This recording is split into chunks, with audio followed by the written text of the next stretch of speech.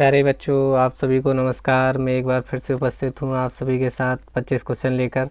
और ये पैरामेडिकल की परीक्षा में, पॉलीटेक्निक की परीक्षा में, रेलवे, यानी कि ये सामान्य विज्ञान जनरल साइंस के क्वेश्चन हैं जिस पे हम डेली 25 क्वेश्चन पे डिस्कशन करते हैं। और ये प्रत्येक परीक्षा के लिए जो सामान्य विज्ञान, जिसमें जनरल नॉर्मल जो साइंस के क्वेश्चन पूछे जाते हैं, उन सभी क्वेश्चन पे हम लोग डिस्कशन करते हैं। तो आइए आज का लेक्चर स्टार्ट करते हैं और पहले क्वेश्चन से डिस्कशन स्टार्ट करते हैं। क्वेश्चन नंबर 1 है, कह रहा है कि गति के निम्न उदाहरणों में से किसमें तय की गई दूरी और विस्थापन के परिणाम बराबर होते हैं। तो आप लोग जानते हैं चाल बराबर होता है दूरी बटे समय, चाल बराबर दूरी बटे समय। और आप जब केवल दूरी निकालेंगे तो दूरी बराबर हो जाएगा चाल गुणे समय, चाल गुणे समय। यानी यहाँ पर जो ये दूरी जो है वो मीटर में या सेकंड में ऐसे मापेंगे। अब मीटर पर सेकंड इसका यूनिट होगा। इसके अलावा आप जानते हैं विस्थापन की अगर आप बात करते हैं तो वेग बराबर होता है वेग बराबर विस्थापन बटे समय। और जब आप केवल विस्थापन निकालते हैं तो विस्थापन बराबर वेग गुणे समय। तो इन दोनों के लिए वेग विस्थापन के लिए दोनों के जो परिणाम है वो बराबर आएंगे जब चाल और वेग दोनों ही चीज़ क्या है, दोनों एक रहेगी। क्योंकि वही समय है तो एक सीधी सड़क पर चलती हुई कोई कार है, उसमें चाल और उसका वेग, ठीक है, वो दोनों के परिणाम क्या होंगे, आपस में बराबर होंगे। चलिए नेक्स्ट क्वेश्चन की बात करते हैं। क्वेश्चन नंबर 2 है, समान विभव b तक आवेशित n समरूप गोले, यानी कि दो एक जैसे गोले हैं कि n गोला इस तरीके से, ठीक है। आवेश कितना, दोनों में चार्ज दे रखा है, चार्ज जो है Q बराबर दे रखा है कैपिटल N, और इसके लिए भी कैपिटल N दे रखा है। मिलकर एक बड़ी बूंद बनाती, तो बड़ी बूंद का विभव जो है वो विभव v इंटू n की पावर 1/2 ऐसे लिख देंगे, 2 इंटू 1/3 यानी √3 इंटू 2, तो क्या हो जाएगा 2/3। तो v इंटू n पे पावर 2/3। नेक्स्ट क्वेश्चन पे आप डिस्कशन करते हैं। क्वेश्चन नंबर है 3। क्वेश्चन नंबर 3 क्या कह रहा है, किसी सूचीबद्ध सूची छिद्र यानी कि पिन होल कैमरे से दूरस्थ अगर रंगीन बिंब के बनने का प्रतिबिंब जो बनता है, पहली बात याद रखिए कि जो प्रतिबिंब जो बनेगा वो कैसा बनेगा, उल्टा बनेगा। तो सीधे वाले दोनों ऑप्शन नहीं हो सकते। कैसा बनता है, उल्टा बनेगा। उल्टा बनेगा वास्तविक बनेगा, तो पहला तो कैंसिल हो ही गया। प्रतिबिंब सदैव बनता है, उल्टा बनता है, उससे छोटा बनता है, तो छोटा तो दोनों ऑप्शन में दे रखा है। उसके अलावा वास्तविक बनते हैं तो वास्तविक दोनों में दे रखे हैं। उसके बाद पूछा कैसा होता है, रंगीन बना होता है, तो अब ये तीसरा ऑप्शन क्लोज होता है। पिन होल से अगर कैमरे से किसी दूरस्थ रंगीन बिंब जो बनता है वो हमेशा कैसा बनता है, उल्टा बनता है, वास्तविक बनता है, छोटा बनता है और कलर्ड बनता है। अवतल दर्पण की अगर आप बात करते हैं, अवतल दर्पण का फोकस होता है, अवतल दर्पण का फोकस जी हाँ वास्तविक होता है, आभासी होता है, दोनों भी संभव हो सकते हैं, यानी कि दोनों बातें सही हो सकती। तो अपना आंसर हो जाएगा सी, आभासी भी हो सकता है और वास्तविक भी हो सकता है। इनमें से कौन सा कथन सत्य है, बेकेलाइट। बेकेलाइट जो है ये उच्च ताप सहबोलक होता है, उच्च ताप सहबोलक, ठीक है। थर्मोसेटिंग प्लास्टिक हम लोग जो कहते हैं वो इसी की बनी होती है। और ये जो अपने लाइट के, विद्युत के जो उपकरण बने होते हैं, आर्केलाइट कंपनी आती है, उसने बेकेलाइट से ही नाम लिया है आर्केलाइट। तो ये भी कथन बिल्कुल सत्य है। विद्युत सेल में संचित रासायनिक पदार्थों के कारण विद्युत प्रवाहित होती है, कथन सत्य है। जब दो सत्य हैं तो तीसरी भी बात उपरोक्त सभी सही होगा, ठीक है। कौन सा, सभी सही हो जाएंगे। नेक्स्ट क्वेश्चन पे डिस्कशन करते हैं। क्वेश्चन नंबर क्या रहा है, क्वेश्चन नंबर है 6। क्वेश्चन कह रहा है खाद्य पदार्थों के डिब्बों की आंतरिक सतह टिन की पुती होती है ना कि जिंक की। तो इसका सिंपल सा है कि जिंक जो है टिन से अधिक क्रियाशील होता है, इस वजह से उसका लेपन उसमें नहीं किया जाता है, क्योंकि वो भोजन के साथ उसमें नहीं जाए। चलिए क्वेश्चन नंबर 7 पे डिस्कशन करते हैं और वो है एक केमिस्ट्री से क्वेश्चन। इलेक्ट्रॉनिक कॉन्फ़िगरेशन आपके सामने लिखा हुआ, अगर आप इलेक्ट्रॉन काउंट करते हैं तो 2, 2 4, 6 10, 2 12, 6 18 और 1 19 और 5 24। ये बात हो रही है क्रोमियम 24 की। नंबर से पता चल रहा है जब आप कॉन्फ़िगरेशन करेंगे तो लास्ट पहुंच रहा है D5, यानी कि ये डी ब्लॉक का एलिमेंट है, ठीक है। डी ब्लॉक तत्व में होगा। आवर्त सारणी में जैसा कि आप लोग जानते हैं कुल 118 तत्व होते हैं, जिसमें से 92 जो हैं वो प्रकृति में पाए जाते हैं। यूरेनियम 92 प्रकृति में पाया गया आखिरी भारी तत्व था। कुल 4 ब्लॉक होते हैं जिसको हम लोग SPDF के नाम से जानते हैं, 4 ब्लॉक होते हैं। और 18 जो हैं वो समूह होते हैं और 7 आवर्त की संख्या होती है, 7 आवर्त होते हैं।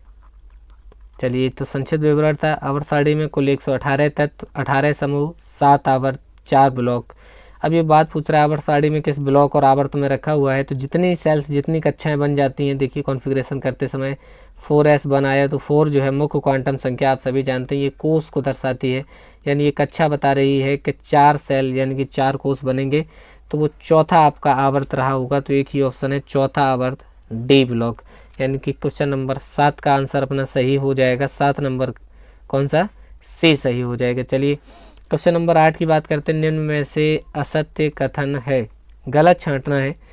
आयनिक आबंध वाले तत्व ठोस होते हैं, सही है। सहसंयोजक आबंध वाले तत्वों के गलनांक और क्वथनांक बिंदु उच्च होते हैं। सहसंयोजक जो होते हैं उनके क्या उच्च होते हैं, देखना पड़ेगा एक बार। आयनिक आबंध वाले जल में घुलनशील होते हैं, ये सत्य है। आयनिक यौगिक जल में घुलनशील होते हैं, ठोस होते हैं। सहसंयोजक वाले तत्व कार्बनिक विलायकों में घुलनशील होते हैं, ये सत्य है। यानी कि जो आयनिक बंध वाले होते हैं उनके उच्च गलनांक होते हैं, ना कि सहसंयोजक के। तो ये दूसरा अपना ऑप्शन गलत हो जाएगा और यही आंसर हो जाएगा, इसने वही पूछा था। क्वेश्चन नंबर 9 की बात करें तो नीचे दिए गए ऑक्साइडों में से किसका जलीय विलयन नीले लिटमस को लाल कर देता है, यानी कि किसका ऐसा सॉल्यूशन है जो एसिडिक है। आप जानते हैं, याद कर लीजिए, एक शॉर्ट ट्रिक होती है कि कौन सा क्या करता है। तो एक अम्ल होता है, ठीक है, एक अम्ल होता है और एक क्षार होता है, और इन दोनों के लिटमस पर क्या प्रभाव होते हैं इसके बारे में हम लोग जानते हैं। लिटमस पेपर किसके बने होते हैं, लिटमस पेपर लाइकेंस के, लिटमस पेपर अनीला, और दूसरी ट्रिक है छलानी। तो इससे आप क्या जाने कि अम्ल है नीले को लाल कर देता है और क्षार जो है वो लाल को नीला कर देता है। अम्ल जो है वो नीले को कैसा करता है, लाल कर देता है। तो यानी कि वो पूछ रहा है कि ऐसा एसिडिक सॉल्यूशन, वैसा सॉल्यूशन होना चाहिए जो एसिडिक हो।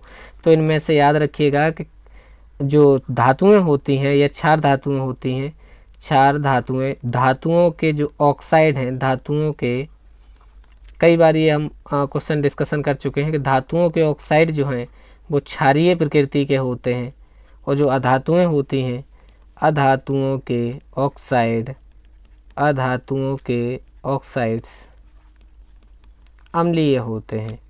अधातुओं के ऑक्साइड कैसे होते हैं, अम्लीय होते हैं, ठीक है, याद रखेंगे। तो कॉपर का ऑक्साइड ये मेटल हो गया, ये क्षारीय जाएगा। आयरन का ऑक्साइड क्षारीय जाएगा। मैग्नीशियम का ऑक्साइड क्षारीय जाएगा। सल्फर डाइऑक्साइड, आइए सल्फर डाइऑक्साइड का जलीय विलयन जल में घोलते हैं। सल्फर डाइऑक्साइड को जब आप जल में घोलेंगे तो SO2 और H2O मिलकर H2SO3 बनाएगा। ये हो गया सल्फोनिक एसिड, ठीक है। सल्फ्यूरिक एसिड होता है, सल्फ्यूरिक होता है, और सल्फ्यूरस, इसको आप लोग सल्फ्यूरस एसिड कह सकते हैं, जिसमें वैलेंसी थोड़ा सा कम है। चलिए नेक्स्ट क्वेश्चन है, एसिड और बेस से क्वेश्चन पूछा है। क्वेश्चन नंबर 10 है, निम्न में से दुर्बलतम क्षार लुईस बेस। चलिए आइए लुईस एसिड और बेस समझते हैं क्या है। लुईस एसिड और लुईस बेस किसको कहते हैं। साइंटिस्ट थे लुईस, इन्होंने एसिड और बेस को किस तरीके से डिफाइन किया आप जानते हैं, 2 इलेक्ट्रॉन, इसको क्या कहेंगे, इलेक्ट्रॉन पेयर, इलेक्ट्रॉन पेयर। अब इन्होंने कहा कि ऐसी स्पीसीज जो लॉन पेयर एक्सेप्टर हों, यानी कि जो इलेक्ट्रॉन युग्म ग्रहण करती हों उनको अम्ल कहते हैं, और जो लॉन पेयर देती हों, दाता हैं जो, उनको बेस कहते हैं, ठीक है। तो इनमें जितने भी आपने पढ़े हैं लिगेंड्स जो हैं, कोऑर्डिनेशन में आप पढ़ते हैं, तो लिगेंड सभी लुईस बेस का एग्जांपल होते हैं, क्योंकि ये 2 इलेक्ट्रॉन देते हैं। तो उसने पूछा है कि लुईस बेस दुर्बलतम और क्षारक पूछा है, तो इस पर ये समझ लीजिए स्ट्रॉन्ग एसिड, आपका स्ट्रॉन्ग एसिड है, स्ट्रॉन्ग एसिड का जो बचा हुआ भाग है, ठीक है, वो वीक होता है, ठीक है। स्ट्रॉन्ग एसिड के बचे हुए भाग को वीक बेस कहते हैं, और स्ट्रॉन्ग बेस का वीक एसिड, वीक एसिड। अब इसका जस्ट अपोजिट हो जाएगा, 22 वर्षा है, ठीक है। अगर आप लेते हैं स्ट्रॉन्ग या ठीक है, इसको कैसे लिखेंगे, स्ट्रॉन्ग एसिड, मान लीजिए स्ट्रॉन्ग एसिड है अपने पास HCl, इसको जब डिसॉल्व करोगे तो H अलग हो जाएगा, Cl सिंगल नेगेटिव अलग होगा, तो ये बेस बन गया। स्ट्रॉन्ग एसिड रहा है, स्ट्रॉन्ग एसिड के बचे हुए पार्ट को क्या कहोगे, वीक बेस। तो उन्होंने यही पूछा कि दुर्बलतम क्षार है, अब बनाइए। OH नेगेटिव का आप बनाएंगे तो इसका बनेगा H2O, इसमें H जोड़ेंगे तो आप बनेंगे H2, इसमें जोड़ोगे तो बनेगा H2CO3, और H जोड़ोगे तो बनेगा HCl। अब इन सभी में कौन सा स्ट्रॉन्ग एसिड है, आप सभी को मालूम है ये स्ट्रॉन्ग एसिड है। तो स्ट्रॉन्ग एसिड का जब आप H पार्ट हटा दोगे तो बचा हुआ भाग जो है वो वीक बेस हो जाएगा। तो यहाँ पे क्वेश्चन उन्हें वास्तव में ये पूछना चाहिए था कि दुर्बलतम ब्रोंस्टेड बेस है, लुईस बेस पूछ लिया, कोई दिक्कत नहीं, लेकिन फिर भी समझना है कि जो H पॉजिटिव का डिफरेंस होता है उनको ब्रोंस्टेड कहते हैं। वैज्ञानिक थे ब्रोंस्टेड, ब्रोंस्टेड ये उनका कंसेप्ट है जिसमें H पॉजिटिव में चेंजेशन होता है। क्योंकि हम यहाँ बात लोन पेयर की कर रहे थे तो लोन पेयर से ये क्वेश्चन सॉल्व नहीं होने वाला है, तो इसलिए हम ये कहेंगे कि क्वेश्चन में होना चाहिए था Bronsted base, weak Bronsted base. चलिए लुईस पूछा है, कोई दिक्कत नहीं, आंसर होगा Cl single negative. Next question bio से है। क्वेश्चन क्या कह रहा है कि निम्न कथनों पर विचार कीजिए, कुछ कोशिकाएं अपना आकार बदल सकती हैं, निम्न में से कौन सा कथन गलत है, ये बताना है गलत है, और बाकी के सही होंगे तो बदल सकती हैं। किसी कोशिका के आकार का संबंध किसी पौधे या जंतु से नहीं होता है, नहीं होता है, ये क्या कह रहा है, होता है, ये तो गलत बात लिखी हुई है। क्वेश्चन नंबर नेक्स्ट क्वेश्चन देखते हैं। लाल पेशीय कोशिकाएं तंतुरूपी होती हैं, ठीक है। लाल रक्त कोशिकाएं लंबी होती हैं, नहीं, गोलाकार होती, ये गलत है। तो किसी कोशिका के आकार का संबंध जंतु से नहीं होता है, हाँ सही बात है, उसके आकार का संबंध पौधे या जंतु से नहीं होता है, आकार से कोई मतलब नहीं है, ठीक है। दो प्रकार की कोशिकाएं, यूकार्योटिक और कार्योटिक होती है। कौन सा गलत है, लास्ट वाला गलत है, ठीक है। वो कह रहा है कि लाल कोशिकाएं लंबी होती हैं, लंबी नहीं होती हैं, कुछ आपने इस तरीके से वीडियो में देखी होगी, गोल गोल इस टाइप से बनी होती है, ठीक है। नेक्स्ट क्वेश्चन है, क्वेश्चन नंबर 12 है। वैसे तो रेप्टाइल्स जितने भी होते हैं सभी रेप्टाइल्स का जो है 4 चैम्बर होता है, ठीक है, लेकिन वो क्या कह रहा है कि मगरमच्छ को छोड़कर सभी रेप्टाइल्स का हृदय जो है, नहीं, सभी रेप्टाइल्स का जो है वो 3 चैम्बर का होता है, 3 चैम्बर का होता है। केवल मगरमच्छ ऐसा है जिसका 4 चैम्बर का होता है ना। वैसे तो जितने भी कशेरुकी होते हैं, वर्टिब्रल्स होते हैं, उनका सभी का 4 चैम्बर होता है, या स्तनधारी जितने भी हैं उनका 4 चैम्बर का होता है। लेकिन रेप्टाइल्स में मगरमच्छ एक ऐसा बाद है जिसमें क्या है कि सभी सर्पों का हृदय जो है, सभी सर्पों का हृदय 3 कक्षीय होता है, 3 चैम्बर का होता है, ठीक है, इसको छोड़ के। लेकिन इसका कितने का होता है, 4 का होता है। चलिए नेक्स्ट क्वेश्चन है, क्वेश्चन नंबर है 13। चमड़े में मुक्ता पाया जाता है, तो चमड़े में शर्करा नहीं पाई जाती है, पॉलीमर नहीं पाया जाता है, कोलेजन, ये क्या है, कोलेजन, कोलेजन एक टाइप की प्रोटीन है जो कि इसमें पाई जाती है, ठीक है, न्यूक्लिक एसिड नहीं होता है। तो लेदर जो है मुक्ता उसमें क्या होता है, उसमें कोलेजन प्रोटीन होती है, ठीक है, कोलेजन होती है। नेक्स्ट है, निम्न में से या इनमें से कौन सा वास्तव में मछली नहीं है, तो फुफ्फुस मछली होती है, बिल्ली मछली भी होती है, कुत्ता मछली भी होती है, रजत मछली कोई मछली नहीं होती है, ये फेक नेम है, ठीक है, ये वहाँ पर गलत दे रखा है। चलिए नेक्स्ट क्वेश्चन है, जीभ के अगले हिस्से से मूलतः किसका स्वाद होता है, तो आप सभी लोग जानते हैं टोंग आपने बना ली, ठीक है, तो उसका जो शुरुआती पार्ट है ये लीजिए, ये कैसा होता है, साल्टी, ठीक है, यहाँ पे आता है स्वीट, बीच में कैसा आता है, स्वीट, और इस जो किनारे के हिस्से होते हैं उसमें कौन सा आता है, खट्टा, सौर, ठीक है, और कड़वा कहाँ लगता है, पीछे की तरफ, ठीक है, यहाँ लिख दीजिए तीखा, बिटर। तो बात क्लियर हो गई। यहाँ क्वेश्चन पूछ रहा है जीभ के अगले हिस्से से मूलतः किसका स्वाद आता है, तो नमकीन टाइप आपका आता है, साल्टी टाइप का, ठीक है। उसके बाद आता है कौन सा, तीखे टाइप का, बीच में कौन सा आता है, मीठा टाइप का, और पीछे, ठीक है, किनारे पे कैसा था, खट्टा, तीखा का था सबसे पीछे। चलिए नेक्स्ट क्वेश्चन है, क्वेश्चन नंबर है 16। 16 नंबर क्वेश्चन क्या कह रहा है, चलिए 16 देखते हैं। बर्फ का घनत्व अगर x ग्राम पर सेंटीमीटर है, जल का घनत्व ये है, जब m बर्फ पिघल जाती है तो उसके आयतन में कितना अंतर होगा, तो इनके जल का घनत्व से माइनस करिए बर्फ का घनत्व, ठीक है, और गुणा कर दीजिए m का, तो इतने हो जाएगा क्या, सेंटीमीटर क्यूब। तो कौन सा ऑप्शन है, ये वही है, एक ही ऑप्शन है जिसमें अपॉन में दे रखा है 16 का डी हो जाएगा 1/, इसमें से क्या करेंगे हम लोग, जल का घनत्व माइनस बर्फ का घनत्व, क्योंकि ये बर्फ के घनत्व जब पिघलेगी, ठीक है, तो क्या होगा, उसमें कमी आएगी, यानी आयतन घट रहा है, ठीक है, तो 1/, कर दिया, इसीलिए 1/y minus 1/x। Question number है 17। क्वेश्चन नंबर 17 क्या है, एक दीर्घ दृष्टि, ठीक है, यानी कि दूरदृष्टि से कह सकते हैं कि रोगी का निकट बिंदु 75 सेंटीमीटर है, 25 सेंटीमीटर की दूरी पर स्थित वस्तु को देखने के लिए कितनी की आवश्यकता पड़ेगी, ठीक है। दूरदृष्टि है तो पहला आंसर हमें पता चलेगा 2 का 3 से, दूर अगर है तो लगाओगे उत्तल लेंस, ठीक है, 2 का 3 से जोड़िए, निकट, निकट में है 3 अक्षर और अवतल में है 4 अक्षर, तो इसको याद कर सकते हैं कौन कौन सा। 2 के लिए लगाते हैं 3, 3 के लिए लगाते हैं 4, तो दूरदृष्टि दोष के लिए उत्तल, तो उत्तल या तो ये आंसर सही हो सकता है या ये आंसर सही हो सकता है, अवतल दोनों वाले कैंसिल हो गए। ठीक है, इसके बाद 75 सेंटीमीटर दूरी पर है, 25 सेंटीमीटर की दूरी पर स्पष्ट वस्तु को देखने के लिए उसको क्या करने पड़ेगा, 1/f minus 1/u minus 1/v। ठीक है, तो 1 फोकस दूरी कितनी है, 75 है। ठीक है, उसको और 25 सेंटीमीटर दूर स्थित है वस्तु, कितना, -25 माइनस का 1/v। तो यहाँ से लीजिए एलसीएम, कितना हो जाएगा, 75, 1 माइनस 25 दिया 75, यानी कि माइनस का 2/75 बराबर माइनस का 1/v, minus minus cancel, v बराबर 75/2, 75/2 मतलब 37.5। ठीक है, तो आंसर हो जाएगा अपना सी सही उत्तर लेंस 37.5 की फोकस दूरी। नेक्स्ट क्वेश्चन है, क्वेश्चन नंबर है 18। क्वेश्चन नंबर 18 है केमिस्ट्री से, किसी धातु के ऑक्साइड में ऑक्सीजन की प्रतिशत मात्रा है 40% और धातु की संयोजकता है 2, तो धातु का परमाणु भार क्या होगा। देखो, कोई चीज़ अपने आप में होती है 100%, कोई चीज़ होती है अपने आप में 100%, और मेटल जो है बचेगी 60%, अगर ऑक्सीजन उसमें है, अगर ऑक्सीजन है उसमें 40%।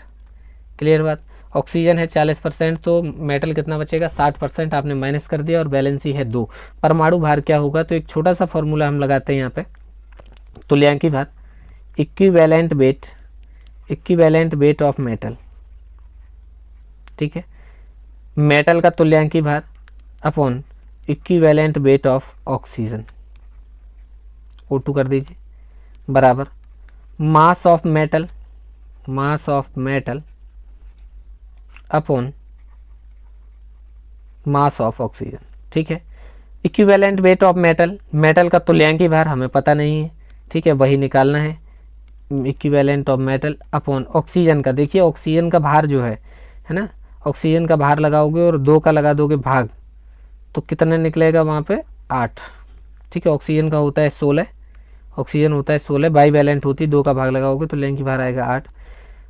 मास ऑफ मेटल का मास है 60%, क्योंकि 100 में माना है, ऑक्सीजन का है 40 रख दिए, ऐसे काट दीजिए, है ना, 20 दूनी 40 और 20 दिया 60, और इक्विवेलेंट वेट ऑफ मेटल क्या निकलेगा, equivalent weight of metal equal to 3 × 8/2, 2 चौको 8, 4 दिया 12, कितना आ गया, तुल्यांकी भार 12 आ गया। तो परमाणु भार बराबर क्या होता है, परमाणु भार बराबर तुल्यांकी भार गुणे संयोजकता,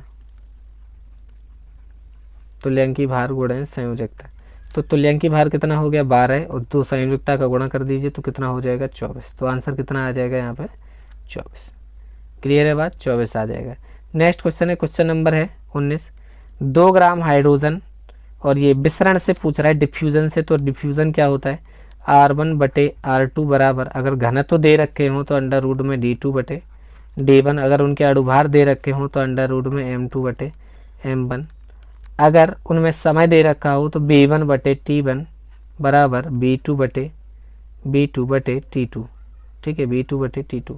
आप जानते हैं एवोगाद्रो नियम से आयतन जो है, समान आयतन में अणुओं की संख्या समान होती है, V डायरेक्टली प्रोपोर्शनल N होता है, तो इसकी जगह पे हम मोलों की संख्या भी लिख सकते हैं, V की जगह पे N1/T1 बराबर N2/T2, कुछ इस तरीके से रख सकते हैं। अब क्वेश्चन पूछ रहा है कि 2 ग्राम हाइड्रोजन है, तो हाइड्रोजन में मोलों की संख्या निकाल सकते हो, N4 हाइड्रोजन इक्वल टू भार/अणुभार, भार 2 है, हाइड्रोजन का अणुभार 2 होता है, मोलों की संख्या हो गई 1। अगर आप निकालते हैं दूसरा, समान पात्र की समान परिस्थितियों में समान समय में ऑक्सीजन में मोलों की संख्या बताइए, तो ऑक्सीजन की मोलों की संख्या हो जाएगी O2, और ऑक्सीजन का भार पूछा है तो भार हो जाएगा X अपॉन अणुभार।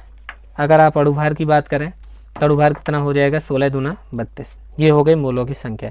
समान समय की बात कर रहा है, दोनों में समान समय, 10 मिनट इसमें समय, और दूसरा टाइम T2 बराबर दूसरे में 10 मिनट, 10 मिनट दोनों में टाइम दे रखा है। ठीक है, तो आइए लगाते हैं क्वेश्चन को। क्या पूछ रहा है, कितने समय में विसरित होती है, यानी कि दोनों के हमें क्या बताने हैं, रेट।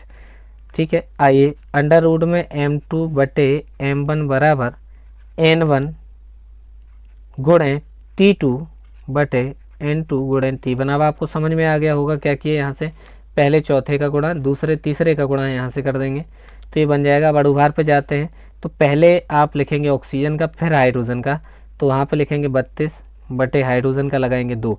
मोलों की संख्या, चलिए मोलों की संख्या हाइड्रोजन के लिए लिखा है 1, दोनों के लिए टाइम 1 है 10। मोलों की संख्या है x बटे 32 ऑक्सीजन के लिए, गुणे टाइम है 10। टाइम और टाइम दोनों कट जाएगा, इससे ये 16 बार कट जाएगा। रूट 16 को लिखोगे आप 4 बराबर हो जाएगा 1 बटे x बटे 32। ठीक है, इसको यहाँ ले जाइए तो x बटे 32 बराबर हो जाएगा 1 बटे 4, 4 अट्ठे 32, तो x बराबर कहाँ हो जाएगा 8 ग्राम। आंसर आ जाएगा x बराबर 8 ग्राम। ये जो लोग लेक्चर पढ़ चुके हैं उनको मालूम होगा कि गैस के विसरण ग्राम का विसरण नियम हमने आपको ये लेक्चर करवाया था, उसमें इन सभी क्वेश्चन पे डेरिवेशन कराया था और सभी क्वेश्चन कैसे ड्राइव होते हैं इस पर कुछ क्वेश्चन भी कराए थे। और हर एग्जाम में पैरामेडिकल में एक क्वेश्चन डिफ्यूजन से गैसियस से जरूर ही आता है क्वेश्चन। चलिए नेक्स्ट पे अगर आप बात करते हैं तो क्वेश्चन नंबर है 20। क्वेश्चन नंबर 20 क्या कह रहा है कि चिपको आंदोलन की शुरुआत गढ़वाल के किस देश से हुई थी, तो वो जगह थी रैनी। किस जगह से हुई थी, रैनी से। खेजड़ी भी राजस्थान का बहुत ज़्यादा प्रसिद्ध जो एरिया है वो भी बहुत ज़्यादा प्रसिद्ध है। खेजड़ी का और एनवायरनमेंट का जो EBS का पेपर है, मैंने जो आपको पेपर पढ़ाया उसमें आपको खेजड़ी के बारे में बताया यहाँ से कहाँ से शुरुआत हुई थी। चलिए क्वेश्चन नंबर अगर 21 की बात करते हैं तो पॉलीथीन थैलियों के बदले में किस प्रकार के थैले का इस्तेमाल किया जाना चाहिए। कागज़ की थैलियाँ बनानी चाहिए, जूट से बने थैले का प्रयोग करना चाहिए, कपड़े से बने थैले का प्रयोग करना चाहिए। तो इनमें से इन सभी का प्रयोग आप कर सकते हैं। चलिए नेक्स्ट क्वेश्चन है क्वेश्चन नंबर 22। डेटा एवं जानकारी निम्न में से अस्थायी रूप से संग्रहित होती है। जो डाटा और जो इन्फॉर्मेशन होती है वो CPU में स्टोर होती है। कहाँ होती है, CPU में स्टोर होती है। चलिए अगर नेक्स्ट आप 23 क्वेश्चन की बात करते हैं तो क्वेश्चन नंबर 23 जो है वो भी कंप्यूटर से है। एक्सेल जो होता है, वर्ड होता है वैसे ही एक्सेल होता है। तो एक्सेल में जो आप फॉर्मूला लगाते हैं उस फॉर्मूले में के लिए कैलकुलेशन के लिए जिस फॉर्मूले का प्रयोग करते हैं उसको क्या कहा जाता है, एरे कहा जाता है। कौन सा फॉर्मूला कहा जाता है, एरे फॉर्मूला कहा जाता है। चलिए नेक्स्ट क्वेश्चन पे बात करते हैं। क्वेश्चन नंबर है 24। हाइड्रोजन फ्यूल से गाड़ियों से जो जितने भी हैं हाइड्रोजन जिससे निष्कासित होता है वो ऑक्सीजन से क्रिया करा के क्या बनाती हैं, जल बनाती हैं।